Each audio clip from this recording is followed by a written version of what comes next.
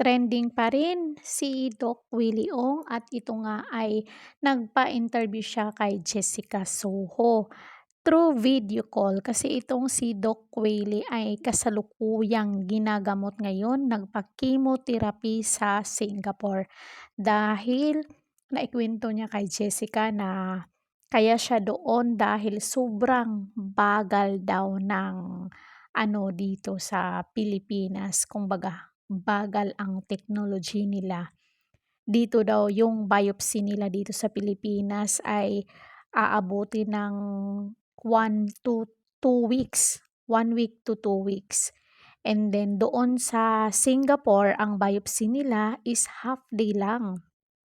Tapos may mga ibang test pa siya.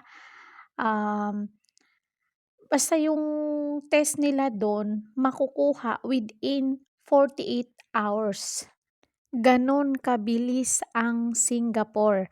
Kaya naman yung mga naikwento din niya kay Jessica na ang mga politiko, biruin yung mga politiko, doon nagpagamot sa Singapore dahil alam nila na mabilis doon, oh.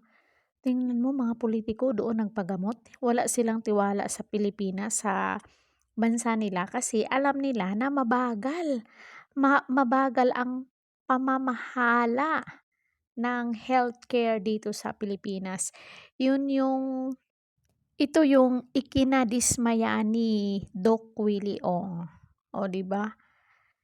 Doktor siya pero doon siya nagpapagamot sa ibang bansa, sa Singapore dahil alam niya na mabilis ang healthcare sa kanila. Inuuna nila ang pasyente. While dito sa Pilipinas, abutan ka pa ng siyam-siyam, magpa-X-ray ka, hindi makuha agad, kinabukasan pa makuha. Oh, saan yung mga dito, mga konsensya ng mga namamahala na hospital dito sa Pinas, 'di ba? Dapat aksiyunan 'yan ng gobyerno at pinaglaban ni Doc Willie Ong na kaya siya lumalaban dahil sa mamamayang Pilipino, dahil may misyon pa siya dito sa mundo. At naikwento din ni Doc Willie Ong na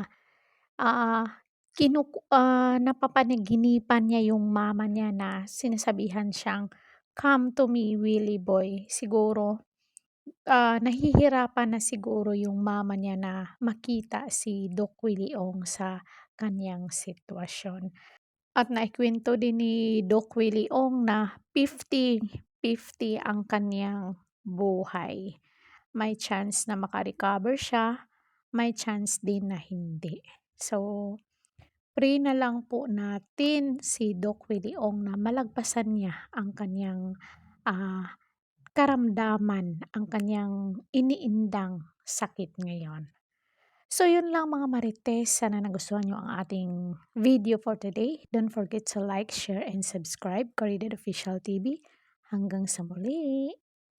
Ang video 'to guys ay mapapanood niyo sa Jessica Soho. Doon niyo 'to panoorin. Thank you so much and God bless us all.